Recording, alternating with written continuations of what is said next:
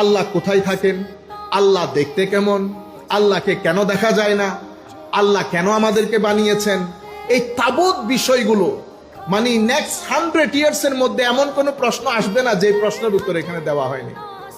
আর এরপরে আমার নবীর পূর্ণাঙ্গ জীবনী প্রশ্ন আকারে তুলেছে, আবার আমার নবীর একটা শর্ট জীবনীও এখানে লিখেছে।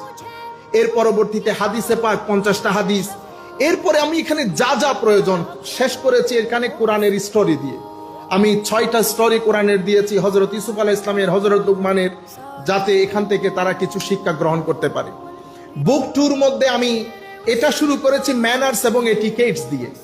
ইভেন টেকনোলজির এটিকেটস, ম্যানার্স কিভাবে ব্যালেন্স রক্ষা করবে, আল্লাহর সাথে আমাদের ম্যানার্স এটিকেটস, আমার সাথে, প্রতিবেশীর সাথে, মা বাবার সাথে এবং টেকনোলজির সাথে, এটা করেছি।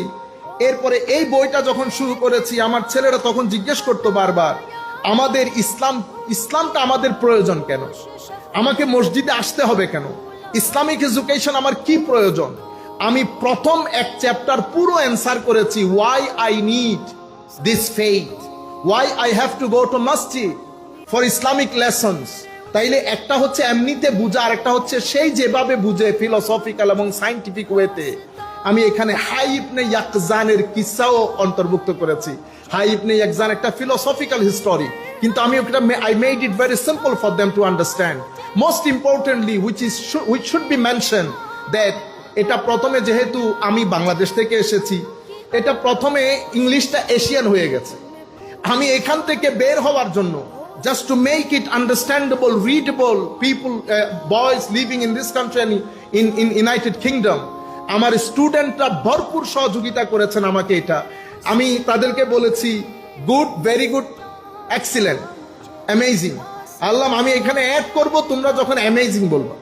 আল্লাহ পাকের মেহেরবানিতে এভাবে এই বইটা সাজিয়েছি। এখানে ঈমান, আকীদা, আহলুস সুন্নাত ওয়াল জামাতের আকীদা, কোরআনকে কেন বিশ্বাস করব, আমার নবীর মাকাম ও মার্তবা কি, এবং নামাজ, রোজা, হজ, যাকাতে বিষয়গুলো তো আছেই। তবে নামাজ আপনি অন্য বই থেকে পড়লে এক ধরনের, এখান থেকে পড়লে আরেক ধরনের। আমি এখানে ফিজিক্যাল নামাজ যেভাবে গুরুত্বের সাথে পড়িয়েছি, শিখিয়েছি, ঠিক সেভাবে স্পিরিচুয়াল বিষয়টাকে সমগুরুত্ব দান করেছি। আমি তাকে নামাজ শিখিয়েছি এভাবে, get ready, make sure that spiritually as well as physically you are ready to start your prayer. তখন সে একটু নড়ে চড়ে বসবে। ছেলেরা জিজ্ঞেস করে, উস্তাদ হাউ টু প্রিপেয়ার স্পিরিচুয়ালি, তখন আপনি তাকে এক্সপ্লেন করতে হয় জিনিসগুলা। আমার নবীর মদিনা শরীফ যখন যাবে, এই বই পড়ে যখন মদিনা শরীফ যাবে, সে আমার নবীর প্রেমে পড়ে যাবে, মদিনা শরীফের প্রেমে পড়বে। কারণ আমি শুধুমাত্র এই ক্ষেত্রে এই কাজটা করেছি, যখন মদিনা শরীফের জিয়ারতের বর্ণনা দিয়েছি, 6-7টা হাদিস আমার নবীর বর্ণনা করেছি, যেটা পড়লে সে বুঝতে পারবে what is the significance of Medina. যাই হোক, এভাবে বইগুলো সাজিয়েছি। এই হচ্ছে বইয়ের বিষয়।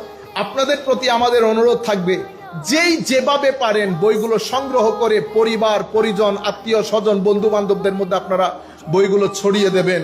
কারণ এই মুহূর্তে আমরা একটা ক্যাওটিক সিচুয়েশনের মধ্যে আছি। সবাই মিলে সম্মিলিতভাবে সহযোগিতা করলে আশা করি আমরা অনেক দূর যেতে পারবো। রাইট লেফটে কি হচ্ছে, একদল অনেক এগিয়ে যাচ্ছে, ওনারা অনেক কাজ করেছে, ওদিকে আপনারা এনার্জি খরচ করিয়েন না। আমরা এক থাকি, আমরা সামনের দিকে যাই। যেই সম্পদ আল্লাহ আমাদেরকে দান করেছেন, এটা পৃথিবীর খুব কম সংখ্যক মানুষের ভিতরে আছে, সেটা হচ্ছে মুহাব্বতে রাসূল সাল্লাল্লাহু আলাইহি